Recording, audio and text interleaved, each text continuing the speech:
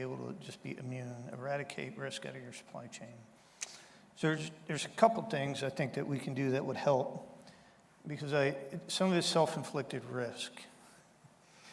Churn in the supply chain, right? The more we change what we need, or we'll put a requirement out there and then change it and pull it back, or go back and say, nope, it's got to be different. We need to add this other thing. That forces people at multiple echelons through the supply chain to have to react quickly. It doesn't help. It just doesn't help. And it induces risk. That maybe now my demand has gone up. Now I've got a supplier that's not postured to handle that. And their time shows up, right? So resiliency and eliminating some self-inflicted wounds, I think, would really help. Doesn't mean we can stretch the requirement to an infinite number so that we avoid the problems. But I do think we induce a lot of our own churn into the supply chain that we can control. So re-looking at how we do that, I think, is very important. It's one thing that we took on internally in the 448. The other part is just really getting transparency throughout supply chain on all ends. So some of what I'm talking about in trying to eliminate churn, I've got to be a lot more transparent with my suppliers about what I need and maybe what might be on the horizon that would cause me to go from a reasonable quantity on a repair or a buy to some astronomical thing that all of a sudden everybody in the supply chain puckers up on. I think we've got to share data much more and be much more open with what we present when we go and say, here's our requirement, right? And I'll give you an example. It's not just I need this many items manufactured each month and delivered.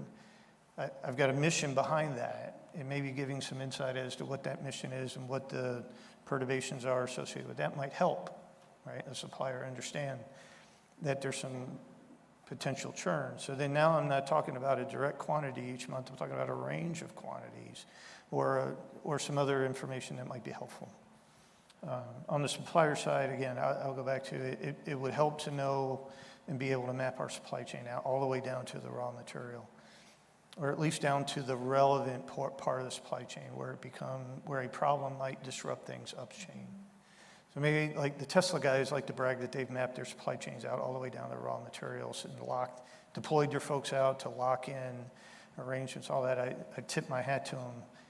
Remember that graphic I showed you on just the F-15 alone, to be able to map that out and then deploy people is probably a little bit overkill. And I don't know that I've got the army of people to do that. But there are pieces of that F-15 supply chain that are absolutely critical, and I think we need to know more about where those parts are coming from, and then what are the vulnerabilities out there, and then be open to working with industry, either or organically, to bring the combined power of the suppliers and the requirement holder together to try to eliminate that risk. Thanks, sir. Ms. Contreras? So what I would say is, we do a lot of business with our major OEMs, but our major OEMs, as well as the services and DLA, are absolutely dependent on all of the next tiers of suppliers that flow up to meet the ultimate outcome that we have. So I think one of the best things that we, as a defense industrial base can do is to make sure that we are doing whatever we need to do to create a resilient sub-tier supplier base, and that we're supporting that. So a couple of facts from a DLA perspective. Good news is that we increased our small business spend over the last 8 years by about 75%. Bad news is that we reduced the number of companies that we do business with by about 24%. And so that tells me that we had a number of small businesses come in to the ecosystem to do business with us, and then they decided that was just too hard. And so DLA does a survey every couple of years with their supplier base, and I would imagine it's the same with the Air Force and the services as well. And one of the big pieces of feedback that we get from that supplier survey we do is that we are just too hard to do business with, that there's too much bureaucracy, Steve, to your point. There are too many challenges in that space. And so what we've done over the last couple of years is really try to create a capability where it's easier to do business with us. So I don't know if John Henley's made it here yet. His plane got canceled, and then John, are you here yet? There he is. John's in the back. So John is our Director of Small Business for DLA Aviation. And John and his team have actually set up a program where, as we are bringing new companies into the DLA space, working with them as they go through that gated process of, what do I do once I get an order? How do I get paid? What if I have a technical problem? Those kinds of things. And so I think that is one thing that we're doing. We're also monitoring supplier performance in that space. We had a sidebar conversation earlier about suppliers having financial difficulties. We've introduced a program called Supplier Financial Risk Manager that allows us to see when companies' on-time delivery is starting to go down and when their financial numbers are starting to go in the wrong direction. We're really early in that process, but we plan to use that to help identify where DCMA can reach out, SBA can reach out, we can reach out to try to prevent those kinds of things from happening. You'll see these little cards up here. We've stood up a vendor information hub, and I'll leave these on the side of the stage if anybody's interested, but they have a QR code. And what we're trying to do is create more user-friendly self-help for suppliers. How do I submit a request for variance? What does that process look like? And it kind of walks through each one of those steps just to make it a little bit more of a user-friendly experience. And then longer term, our supplier interface systems just aren't great. Our DIBS and our PARS systems are not good. And so we're working to modernize those systems. That's a little bit further out. So this vendor information support page is really one thing that we can do to help in the near term. But I guess, talking about how businesses can help in that space as well, it's helping us understand where there are challenges and issues so that we jointly can get after those. Even when we talk with the OEMs, we have similar issues and concerns. And so how can we create more resilience in that sub-tier supplier base is kind of one of our key focus areas. Yes, ma'am. Well, thank you for that. And so from a government standpoint, Ms. Contreras, Mr. Gray, there's always been efforts to increase demand forecast accuracy. So can you share some of the efforts that the 448th and DLA have taken to improve in this area and maybe articulate how your teammates are helping, your internal and external teammates are helping or can help in this area? Sure. Well, we made the leap to commercial software. We brought SPM software into the wing 2 years ago. We're actually just eclipsed our 2-year anniversary, for lack of a better term, of using SPM. And I know some of the vendors that we do business with use that software as well. So with that, when you compare it to our legacy system, it brings much more forecasting capability in, many more algorithms, and also gives us better insight as to what the data is associated with those forecasts. So there's an IT side, technology side that really, for us, was a big leap. Now, it wasn't easy, and for the guys that are on my team that are out there, they would say, yep, we're in year 2, great. It has been a change. Getting the data right, very important, right? Also, hooking up to other systems, very important. But the other thing that became very apparent early on and has been an evolution is that the software doesn't work the way our old software did. So it forces you to change your business approach. And a lot of the things that we did that were, quite honestly, we built our infrastructure around, designed people's jobs around, had to change because the software didn't operate that way. So we've gone through that change management side as well. But I think from an improving forecasting ability, the IT piece was one. The second part is just people and humans being able to see the signals that are going on around them and understand what it means to that system-generated forecast and being able to intervene, and then also having the authority to intervene. So that's been very important in our transition. We knew with new software that we would have some data glitches and some things like that our humans would detect, right? And we delegated, I did, directly. You can come get me if you got an issue with it. The ability to influence and then change what the forecast is based on known factors and things that were not being captured in the data in the system. Ideally, over time, we'd like to diminish that, right? Get our system right so that it's exactly where it needs to be. And then our humans are intervening in forecasting by exception and on a rare case. But I don't think that human piece that we're talking about here, you can completely divorce yourself from, because as we've talked about throughout today, supply chains are very volatile right now and disruptions are going to occur. And what you think history shows you is a strong, decent demand signal may not be good enough. So we got to find that the art to go along with the science and make sure that people can, one, know they've got the authority at the lowest level to change, and then make the right change when the time comes. So that's where we're going with our forecasting. And it is a growth, pattern. It's not something that you can just like hire a new guy today and say, okay, here's all the authority to change everything. It's a little different, right? But that's where we got to go. It's a little bit of science and art that goes along with it, and that's where we're focused. Thank you, sir. Ms. Contreras? Yeah, so a couple of things.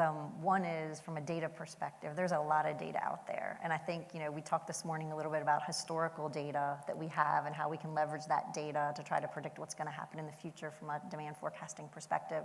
But then we also have some of the on-wing data, and I think General Morris talked this morning about the sensor-based algorithms that some of the newer platforms have, and how do we best leverage that information. So we are working with a couple of OEMs to try to understand what we might be able to do in that space, having the agile contract vehicles to be able to take advantage of some of that information, to be able to tell, okay, when are we going to need to buy the parts that are needed to support the aircraft. We're also employing a model called PRISM, which is from a DLA perspective. On the supply side, we typically source things that we know are going to happen, but there are a lot of parts that have risk associated with them that we may not see. And so what this model does is it takes platform by platform data and tries to shine a light on it to understand, okay, the historical data may not be telling you that this part is a part that you're going to need, but if we look at everything in aggregate, the flying hour programs, the things that are happening with this platform, where the risk may be, changes in the supplier base, these may be parts that we need to lean forward a little bit on and try to start working some engineering solutions or try to start stocking those parts. And so again, pretty early in the development of this PRISM model, but it's a weapons system view on where we think that there may be supportability risk. And then finally, the last area is working with the suppliers to understand where we're seeing lead time changes. So we've seen lead times increase pretty dramatically across the board over the last couple of years. The way our planning systems historically how they do work is by taking deliveries, and if you thought something had a lead time of 180 days to a production lead time of 180 days, and then we end up awarding something that's going to take 300 days to make, the system doesn't adjust that lead time until the 300 days and we receive that material. That's too late, because then we're behind if we needed to buy more of it, right? And so understanding proactively where we're seeing risks and constraints in the supply system, particularly from a PLT perspective or production lead time perspective, and factoring those into our supply plans to better support the demand plans that are out there. So I think that's another way to really reduce that variability, and that's an area where we absolutely need our suppliers' help to understand where those risks and those increases are projected to come. Thank you, ma'am. So we've talked a lot of government, and so Mr. Spencer would be interested in your insights. Does industry experience similar challenges with demand forecast accuracy, and if so, what's your team doing to get after forecast accuracy issues? Yeah, absolutely. Forecasting is always the number one thing that pops up with a lot of our suppliers as well as internally. We take obviously all the forecasts that we get, from our customers, and whether it be the DLA or the government, and we load it into our system. And we also have some other software that we use to help, look at, different parts that we're producing to kind of understand, saying, hey, do we think spares might be coming up sooner? Or, how's the repairs coming? But we'll put the full lead time in that we get, and the orders as far out in the forecast as we can go. And then what we do is we feed it down to our suppliers. We want to give our suppliers, obviously, that visibility as quickly as we can. If we see a potential gap, lots of times we'll do some in-house orders where we'll actually place, what we call an in-house PO in order to make sure we cover some of the gaps and stuff like that. And then we'll get back, obviously, with the appropriate customers there to make sure that, hey, is this what we're really seeing out there? and making sure that we're gonna close, you know, some of those opportunities there.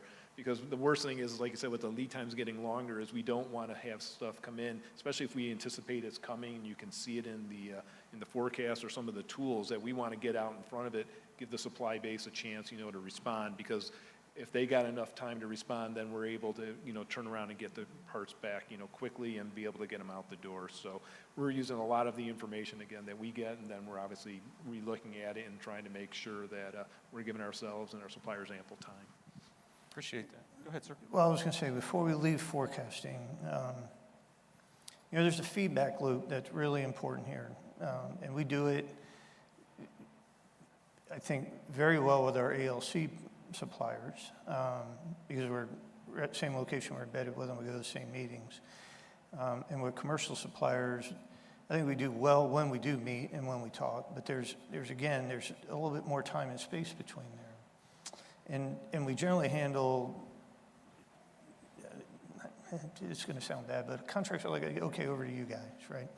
So we do have some really, really cool contracts that keep us a little bit more in sync, but by and large, on a tactical level, it's here's a delivery schedule, here's the stuff we need, and can you deliver that? But there's a feedback loop in here that I think we don't exploit enough. And I'll use our LLC partners as an example. So we go through a very regimented process, if you will, where we try to collaborate on what workload we're going to need the LLCs to fulfill for us. And sometimes they will come back and just go, there ain't no way. Your numbers can't be right here. Or you aren't considering this thing that's going on, or something else is going to happen. So I think in forecasting, if we can change the way we manage supply chains and be more connected between our agencies, we have an opportunity to take advantage of some feedback or some information that may change the way we go about our forecasting and building our requirements. So for instance, you know, am I competing with somebody else for the same items from one supplier? And how much of the market share it represents our work, right? Am I a little piece or a big piece? And would I change my requirement a little bit if I knew that would influence delivery? I don't know until I have that conversation, right? Or is there something that the supplier knows is coming on the horizon that adds a little bit of risk to that requirement? That feedback has to be there, and I think in a lot of cases we've missed the opportunity to bring that in and let it influence our forecasting. So I'm sorry. That's not a good point to bring up. Forecasting is generally looked at as a one-way thing. It needs to be two-way. Appreciate that. So I'll geek out on this all day long and ask you guys questions, but I'm sure the audience has some questions for you guys. So I see Andy over there. I think I see Zeke back there, have mics. So I'll open it up to the audience with what questions. I see a question in the middle there.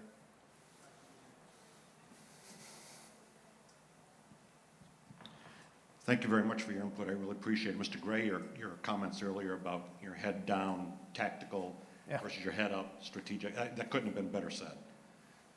Frankly, we thought COVID was going to be short-lived. It wasn't. We were wrong. We thought the labor shortage was going to be short-lived. It wasn't. We're wrong. Raw material we thought was going to be a short-lived problem. It wasn't. We're wrong. And we're not having that dialogue. And I think the biggest thing that could help some of us industry partners is to have, it's a hot button issue. I don't mean it to be that way, okay? But having the DLA personnel back in person, being able to have this dialogue and sit down and say, hey, my stuff is now 634-day lead time. You're in the system before a 90-day lead time. Yikes. You're going to miss it by 2.5 years. Good luck with that. Yeah. So this teleworking is not working for these intimate corporate relationships with the DLA that are absolutely desperately needed. And I think that's the biggest single thing that we're missing right now, because you can't do the dialogue and wait 4 or 5 days for a response from a teleworker, because, you know, we're all trying to hire people and train people, and boomers like me are exacerbating the problem by retiring off, so the labor shortage is a problem, but we can't communicate it to anybody. So if we could address that, it'd be a big plus. Over. Can we take I think that? first answer, wait, before you go to that, first answer is you can't retire. So I don't know what you're talking about. So I'll solve at least a part of it. Go ahead, Nick. Yeah. So, I'll take that from a DLA perspective. So I guess the first thing that I would say is that if you are hearing that people aren't willing to come into the office to meet with you, then that is something that you need to bring to my attention, because that absolutely should not be happening. Our operational team is back in the office 2 to 3 days a week, and everybody's required to be in the office at least 1 day a week, and everybody's absolutely required to be in the office. We're calling it presence with purpose. So if there are reasons that folks need to be in the office, then they need to be there. So you're right, it's a hot button topic, but we are navigating our way through it. There is an expectation that people be in the office. I'm generally in the office when I'm not traveling 4 days a week, so I think at least. But yeah, so I would say that if you are finding that, please let me know. We're right now in the middle of a pilot program, which we're testing the waters to see how much telework will work. We're looking for ways to measure that. One of the ways we're measuring that is through productivity, but I think another way that we need to measure that is through feedback from our supplier base and our customer base. So if you have feedback in that space, please, feel free to reach out to me. So I'll weigh in as well on telework. We have a very, I consider, healthy telework program within the 448th, and it's larger than I think a lot of people historically are comfortable with. So we were teleworking before the pandemic on a large scale as well.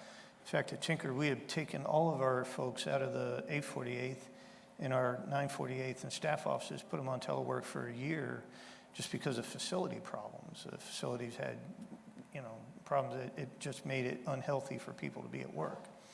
So that, and we had a telework program ahead of that. What I find, and again, open to feedback and any info that anybody else has, the majority of our folks are seasoned pros. You almost have to tell them to turn the machine off while they're at home and go spend time with your family or sleep. Right? And I get that criticism myself because I'm on your computer at 11 o'clock at night trying to do stuff. But we find that most of our folks, I would say 80% of them, it doesn't matter whether they're in the office or at home, they are comfortable, they know their job, they know it well, and they take great pride in what they do. Now I'm on the fringes, right? That other 20% or lower, we looked very closely at ourselves to make sure that we weren't, creating a telework problem. We focused very intently on new employees who, may have never worked for the government before and didn't know what the importance of things like time cards were, right? Or rules and signing into a meeting, right? New employees, learn that the first couple of months are in the office. So we had to replicate that environment in a telework environment. Now, our choice was we're not going to send new guys right out on the street to telework at home, right, until we felt confident they were mature enough to do so. And quite frankly, every once in a while you find out somebody you thought was ready wasn't ready, right? We have a plan for that too, bring those cats back in. But we wanted to go after those pain points where somebody just may not have the intellectual or internal motor like a seasoned pro would. And, we have a very, very, very small population of people that, were problematic in the office are going to be problematic off base. When you have 3,000 employees, you're going to have a couple. So that's a different problem. That's not a telework problem, that's a discipline problem. We went that route for that. And just being as transparent and as open as I can with you. You're always going to have somebody that's going to stretch the limit. So we were ready for that as well. I think we're in a good spot, pretty healthy. Always open to feedback and adjusting as necessary and as needed to support our mission. And that's the biggest thing.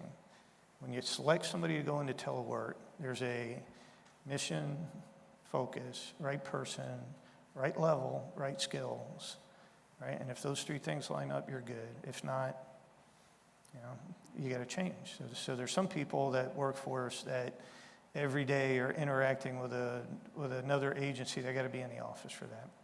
So they don't get the luxury of teleworking 3-4 days a week.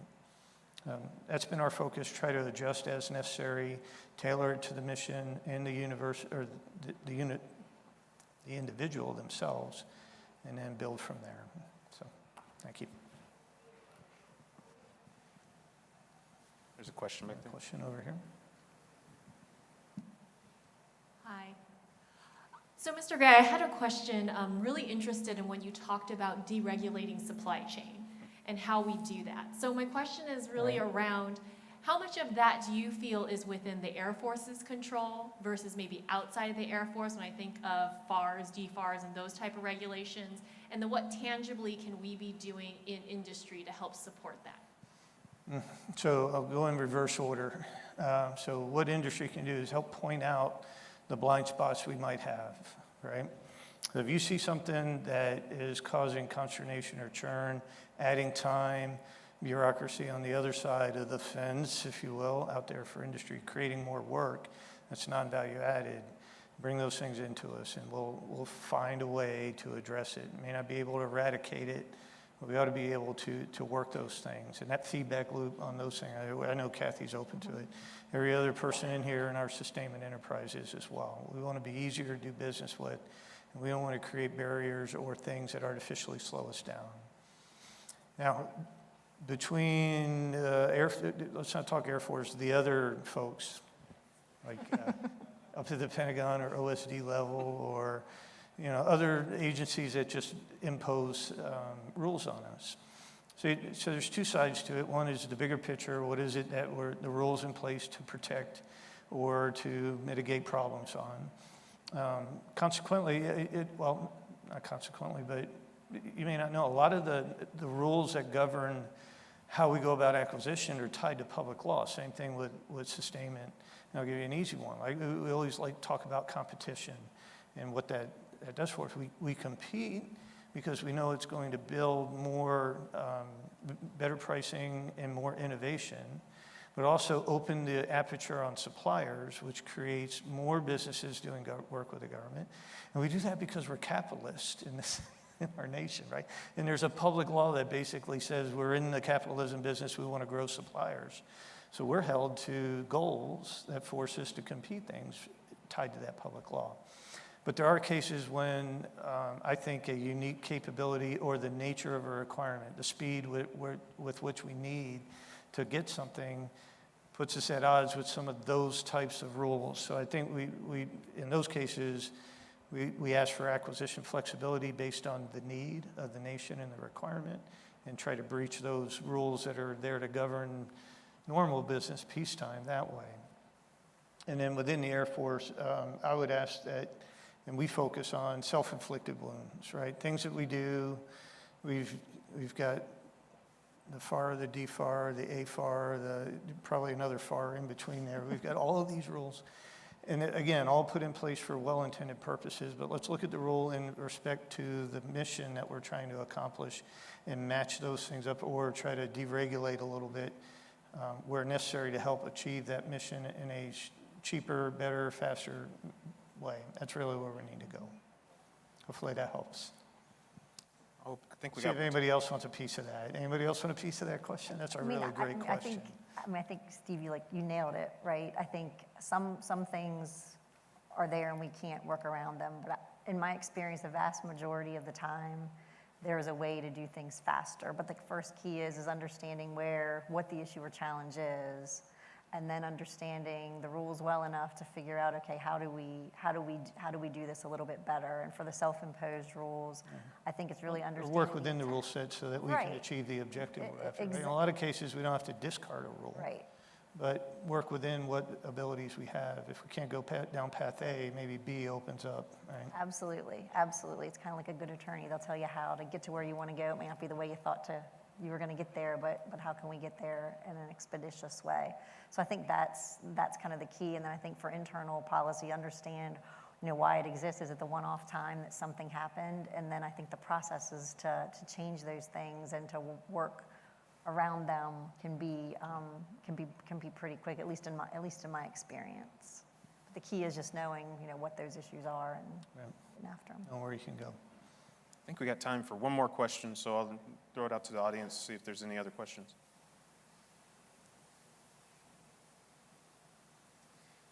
If there's nothing from the audience, we've got one more that was submitted on the the app. And this one is for Mr. Spencer. And it is, AFMC recently partnered with Air Mobility Command to exercise surge processes. From an industry perspective, what challenges are there with industry support to DoD surge operations? Yeah, I think it kind of goes back a little bit to the capacity side again. And so what we're looking to do is making sure we have, enough capacity out there to handle that. And so we've started a lot of, I'll say, work transfer processes of having a second source, not necessarily going away from the current source, but getting to a second source. In some cases where we've looked at it is we said, hey, can we get additional equipment? Is it manpower? And things like that in place in order to be able to handle some of that surge capacity. So, there's a variety of different ways we're looking at that. And it kind of goes back a little bit to, as we're doing some of the risk assessment and the business health of our suppliers, as we're looking out, we're getting the feedback saying, hey, this is what we're able to do. And if we see there's a disconnect, that gives us time, to work with the suppliers, to get that capacity up or to get a second source in place. So that's how we're working on trying to deal with a lot of the surge capacity out there. And if I could just add a little something, in that space, because that's an area, the whole need to surge has been an area that we've been focused on pretty closely from a DLA perspective. And I think there are a couple of things. One is making sure that we're healthy to begin with. Exactly. But then the second piece, which I think is the information that from an industry perspective you need, is understanding how the O plans really would drive that surge. So what are those things that we need industry to surge on? And then to your point, working together to really understand, okay, these things are commercial, they're easy, we could do that, not a problem. These things, there is a physics issue here that we cannot make more of these in 180 days. So no kidding, if we need more of these things quickly in a contingency type situation, somebody needs to hold inventory or partially manufactured inventory. And that's where really connecting those dots and understanding that and having that dialogue becomes critical for us really being able to support kind of a major contingency type situation and surge. And we also found out that lots of times the secondary processes like, the heat treating, the anodizing and stuff, that next level down, we needed to make sure, we have additional sources available that are NADCAP approved and all that. And so we've had, to go out and make sure we have enough supply base, to do that so you can handle some of those surge capacity, because we found lots of times suppliers could, but it was the next step down kind of to our points earlier, really understanding your supply chain and where those potential constraints could be. So one point, if I could add, surge is a muscle that doesn't get exercised very often. And we started surge exercise, the big MG23 exercise with Mobility Guardian with AMC was one. And we had started some ahead of that just to make sure we knew what to do when it came time for MG23. And those are muscles that you gotta kind of figure out. And if you assume everybody in your organization knows what it means when you walk out and go, okay, we're going to surge next week, you're in for a surprise. There are a lot of people out there who have either haven't been alive during a real contingency where it mattered. The last one that we activated a big surge on in AFMC was the war in Kosovo. That was a long time ago, folks.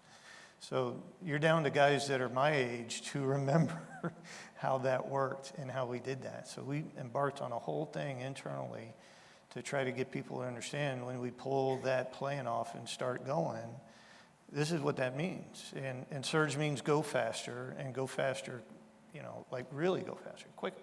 It doesn't mean like, expedite and wait for something to happen. It means everybody's moving much quicker. And the everybody has changed. You go back to my point about everything being federated and everybody having a piece of the supply chain.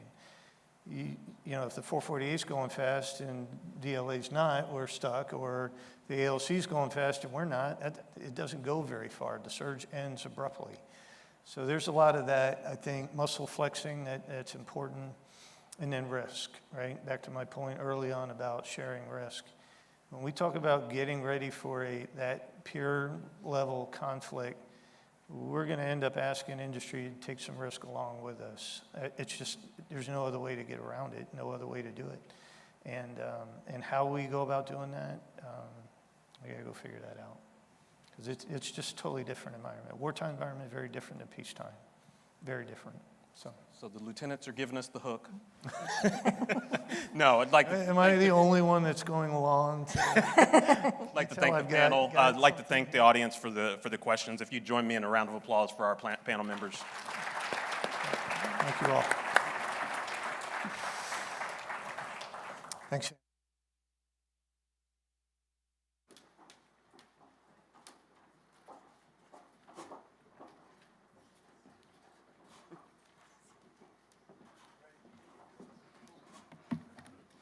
Thank you to the panel, to all of the panelists for that very interesting conversation. Last night, if you attended the Women in Aeronautics reception, you heard from this incredible speaker. Providing mission generation and sustainment oversight for 16 combat weapon systems, her team integrates requirements, planning, and budget execution for more than 1,100 fighters and special mission aircraft in 35 wings to organize, train, and equip forces in support of combatant commander global warfighter objectives. Please welcome Brigadier General Jennifer Hammerstedt, Director of Logistics, Engineering, and Force Protection, Headquarters, Air Combat Command.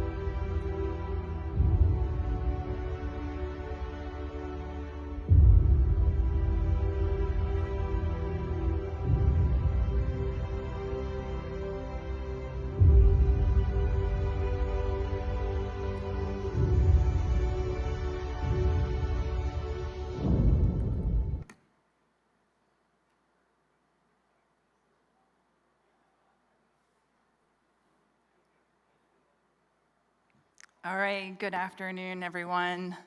I'm the last speaker of the day. If you couldn't tell, that wasn't a U.S. Air Force video, and because I'm the end of the day, I figured I need a little bit of an attention getter. I think 4 people told me on my way in here that the bar was opening as soon as I was done, so that was part of the reason for the video. It is tough to be the last speaker on the first day, but more importantly, I wanted to make sure that we stay centered on why we're here this week. And I have to give credit to my good friend, Brigadier General Lyle Drew, showed this video about a year ago at our Logistics Officer Association conference, and I'll tell you, it got my attention. This is a People's Liberation Army Air Force commercial that was posted in September of 2020 on Weibo and WeChat, kind of a promotional recruiting video for the Chinese military. That was a PLA Air Force H-6 bomber, most likely carrying the CJ-10 air-launched cruise missile and J-16 fighters. The title of the video, if you want to Google it later, is "The God of War H-6K Goes on the Attack." And the most compelling thing about this video that you more than likely missed, because I missed it the first time, was at about 1:08, there's a snapshot of the target. And it's an airfield, and if you look at aerial views of Guam, it's eerily similar to the airfield at Guam. So if that doesn't get your attention tonight, I don't know what does. It got mine. So our national defense strategy is very clear. As a Department of Defense, we are to deter aggression while being prepared to prevail in conflict, and when necessary, prevail. This includes challenges in the Indo-Pacific and also the Russian challenge in Europe. Everything I'll be speaking about this afternoon, I want to keep this as a backdrop, because really that's what we're focused on. And as we like to say in Air Force Sustainment Center, this is really our burning platform. So it's a pleasure to be here in Oklahoma City, home of Tinker Air Force Base and the Air Force Sustainment Center. I've never been assigned to Tinker Air Force Base.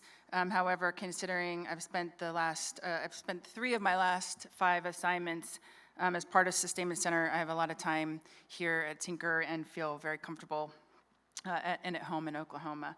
I'm grateful for the invitation to be here today. Sir, I think I see you down there. General Hawkins, thank you for inviting me. It was great to see you and Miss Natalie, as always. I'm grateful for the opportunity to speak on behalf of Air Combat Command.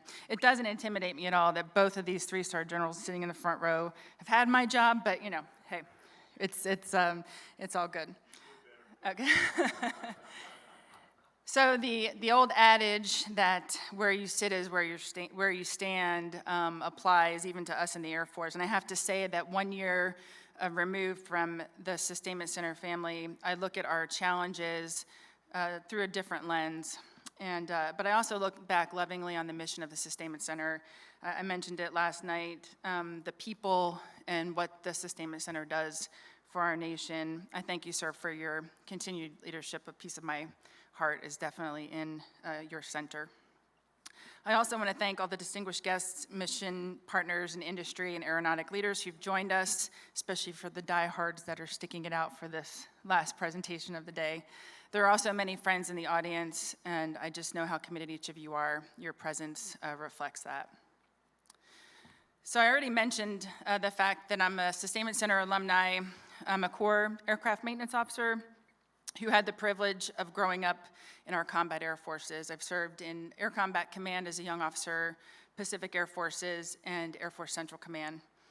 When I was a lieutenant colonel and a graduating squadron commander from Al Udeid Air Base, some very wise mentors of mine decided that I needed to be broadened to the other side of our business and into Air Force Material Command and the greater sustainment enterprise. And I'll stand here today, especially for the young officers in the audience, and say that I'm beyond grateful for that.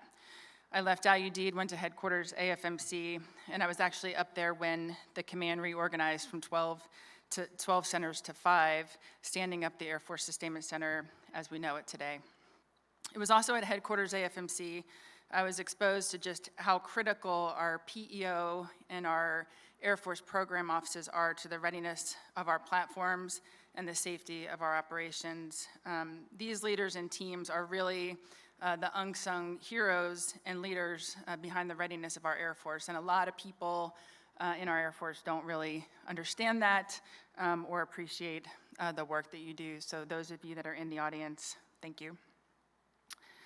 As stated, I stayed in AFMC for the next decade, serving as an aircraft maintenance group commander at Robins, Air Base Wing commander at Hill, and then eventually the ALC commander at Robins. So yes, if you're counting, that's twice at Robins. I think I needed a do-over or something, but I loved every second of it. So fast forward to today, it's a great honor and privilege to serve on the Air Combat Command staff as a Director of Logistics, Force Protection, and Engineering. My experiences in both Air Combat Command and Air Force Material Command have really helped me understand the vital relationship between both commands and our industry partners. It's crucial that we recognize that Air Combat Command, we don't fight alone. In fact, the collective strength of our Air Force lies not only in the seamless integration of our capabilities, but in the collaboration and relationships and friendships, everything that we're here to do this week. And if my boss were here, he would say the same thing. Okay, can I get the next slide? Okay, so perhaps only next to General Richardson, General Kelly, my boss, absolutely understands logistics, sustainment, and just how critical they are to accomplishing our mission. He's a fighter pilot with over 6,000 flight hours, and more than anything, I have seen him at a WEPTAC at Nellis open with a quote very similar to this. So he absolutely understands. In fact, he will jokingly refer to himself as a sustainment hobbyist, which I translate into, Jen, get your stuff together because I'm really interested in what you're doing and we need to get after this. But tremendous to have someone in his position who knows, is really steeped in sustainment and logistics and cares so much about it. I love this picture of General Kelly. This was the first trip I did with him when I got onto the staff. This was taken under an F-16 in Building 225 out at Ogden, again, on my first trip when I joined the team about a year ago. So the link between Air Force Material Command, industry, and Air Combat Command is vital. Together we form an integrated force, cohesive entity that stands united in our mission to defend our nation's freedom. And our partnership, again, goes beyond mere collaboration. We rely on each other for everything we do. Air Combat Command holds a pivotal role in ensuring the readiness of our force. We're entrusted to prepare forces for operations to support combatant commanders to theaters across the globe, and I'll talk a little bit about that. Our mission is clear. You can see it on this slide. We organize, train, equip, and provide combat-ready forces to deliver dominant combat air power, supporting our national defense strategy. Oops, go back a slide here. Okay. Air Combat Command is the largest of 10 major commands, where we are the primary force provider for the United States Air Force Combat Forces. As the primary force provider for our United States Air Force Combat Air Forces, ACC is responsible for operational readiness and force generation. We're in the middle of every acronym that you may hear around the water cooler this week, everything from AFORGEN and ACE to MGFE, EABS, ATF. You can catch me on the sidelines if you want me to tell you what any of those mean. But every way that we're organized, train, and equip, we're in the middle of. And more importantly, we lead airmen in implementation of those things. Our capabilities extend far beyond the traditional battlefield. Often people associate Air Combat Command with our pointy-nose aircraft, our fighter fleets. And while we're lead command for all of them, we are a full-spectrum combat force. From cyberspace superiority to global integrated intelligence, command and control, surveillance, reconnaissance, ACC leads in the most advanced fields of modern warfare. Within the command, we have 5 numbered air forces and a direct reporting unit and over 150,000 total personnel. Not unlike many of you, there are no shortages of challenges and opportunities as we work towards accomplishing these missions. So after a few months in the job, because it probably took me that long to get my feet under me, I sat down and tried to capture what are the most critical things that I need to keep focused on, because quite frankly, there's a lot of distractions. There's a lot of things that come across your desk. I wanted to make sure I stayed grounded in the most important things. I carried this particular slide around in my book. I carry around, again, just to kind of remind me of what we need to stay focused on. We don't have time to go into all of these today, but I did want to give you a sense of what we're thinking about in the A4. You'll see everything on here from resilient installations and aviation support equipment to logistics under attack, AFORGEN, F-35 sustainment, and everything in between. Given the audience today, I think I'd like to spend a little bit of time staying on the upper half of this slide. All of the things that I'll be focusing on will really center around aircraft availability or aircraft capacity, and you may hear me use those terms interchangeably. So I think it's fair to say that in ACC, we have a passion for aircraft availability. It's the thing we talk about all the time, and not just in the A4, in the A3, in the 589. And there's a reason for that. As commander of Air Combat Command, my boss is responsible as the force provider for really 3 different things. The first is what we call our operation plans or our war plans. These are the plans that when called, we need to execute. This is your full-scale theater war and the things like that. In those scenarios, we're required to produce ready aircraft, aircrew, and maintainers at a moment's notice. The second thing in the middle is what we call support to the National Defense Strategy. And this is probably what most of you are familiar with. This is our recurring forces that deploy around the world in support of the other COCOM. So think Central Command taskings, European and Africa Command, rotational forces, again, 24/7, 365. And the third thing is really the core of what we do is to train and build readiness to ensure we can do those other things when we're called upon. And that includes, peacetime training of our operators and maintainers, executing our flying hour program, and exercising and certifying our units. This isn't easy, and as you can imagine, these 3 things tend to oppose each other from time to time, but we still do it well, and I would contend better than any other Air Force on the planet. If we drill down a bit, the details of aircraft capacity are where we lean so heavily on industry and our partners in AFMC. When you think about how we fulfill these 3 requirements, the O plan, global force management, and readiness, there are several things that we need from our aircraft fleets. The first thing we need are sheer numbers of aircraft. We need numbers. We need available aircraft on our flight lines today to train and fight. And while that might seem really obvious, for our fleets today, this is much easier said than done. For this audience, this is where supply supportability, depot production, contractor performance, and collaborative problem solving really come to roost. The second thing is that we need modernization. We need capabilities on our already fielded weapon systems to keep pace with emerging threats. As technology evolves, so do the threats we face, and we anticipate the challenges of tomorrow and invest in cutting-edge capabilities that position us as a premier force.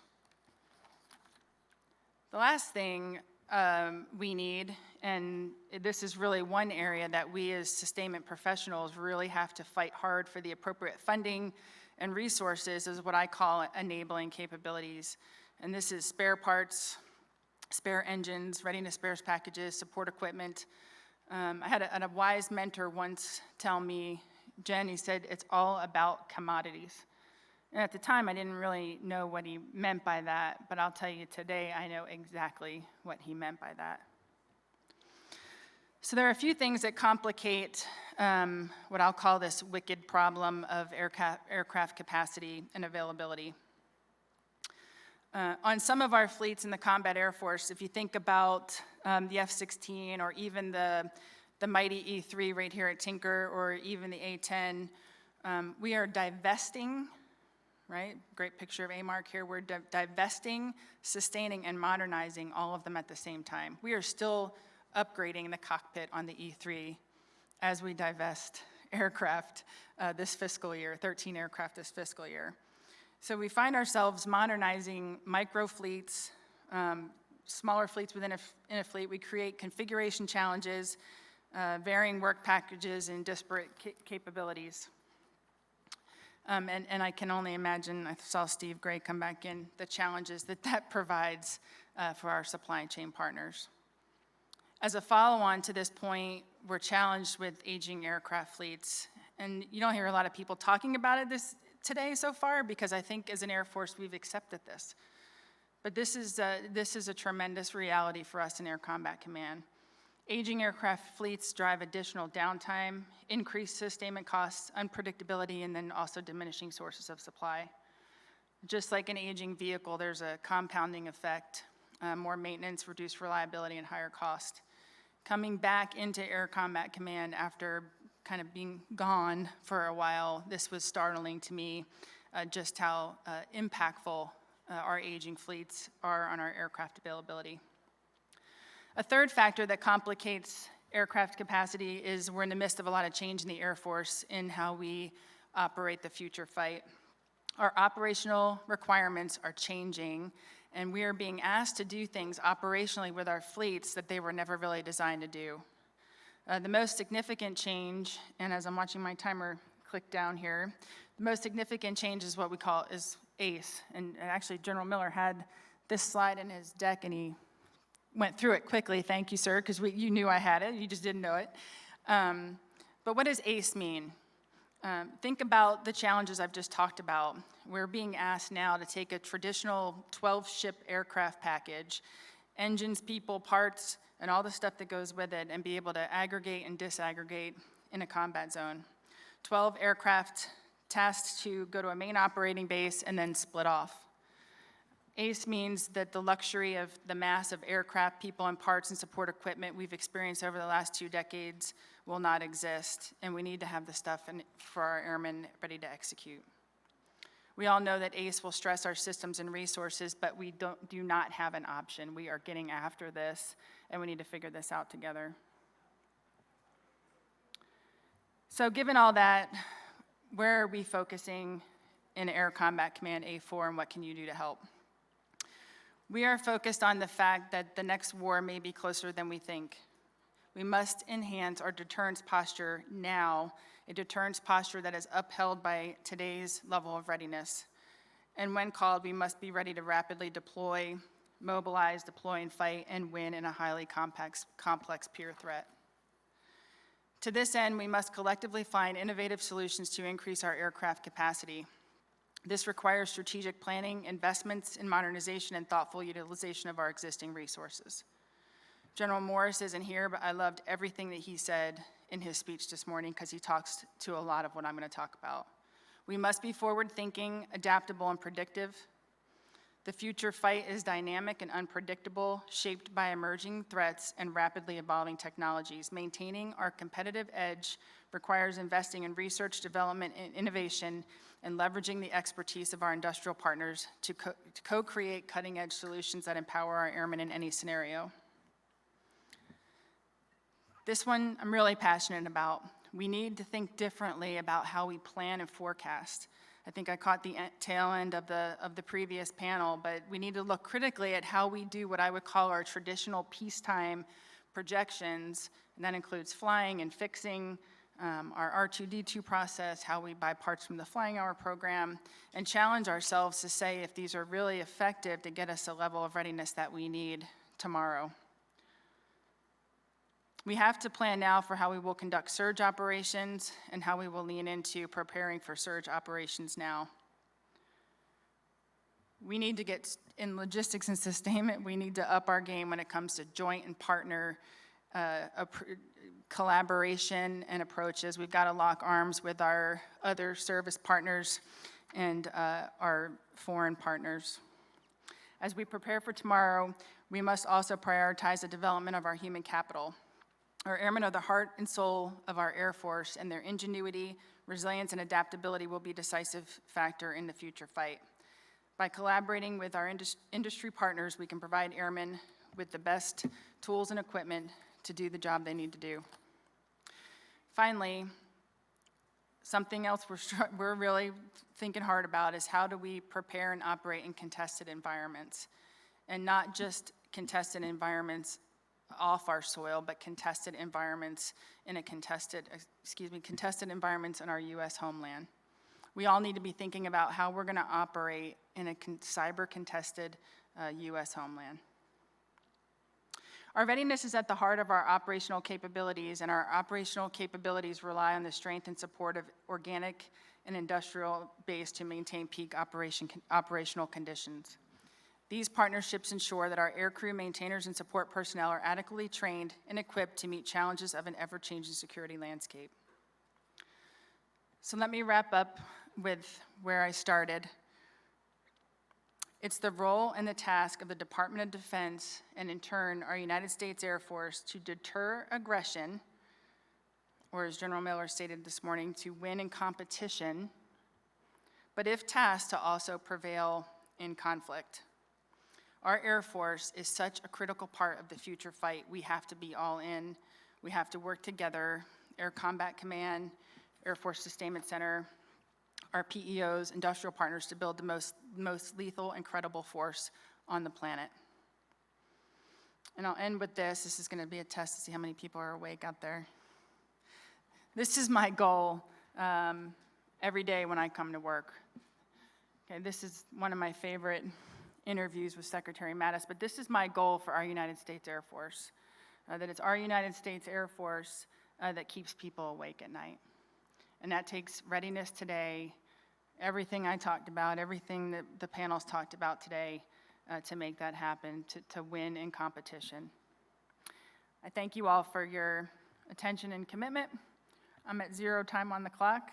I'm so glad that we're in this together, and I'll take questions if the captains allow me.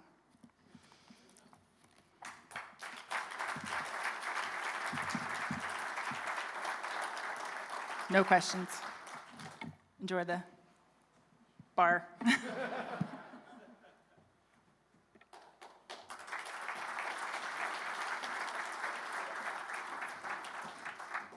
Thank you, General Hammerstedt.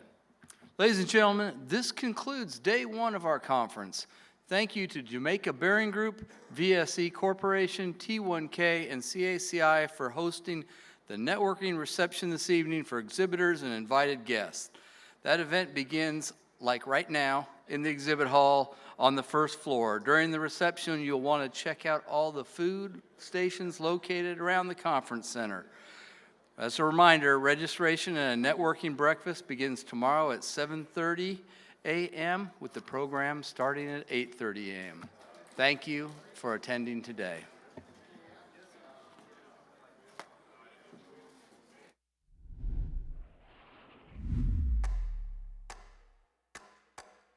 Behind every takeoff,